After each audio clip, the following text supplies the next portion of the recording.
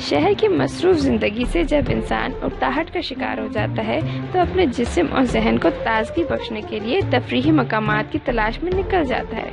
इसी मकसद के लिए मुल्क भर में जगह जगह पार्क्स बनाए गए हैं, जिनमें से एक राना रिजॉर्ट है। इसीलिए लोग यहाँ आते हैं ताकि देहाती ज़िंदगी का लुत्फ़ उठा सकें। यहाँ बहुत से मज़े के राइड्स भी हैं जिनमें हम सबको बहुत मज़ा आया।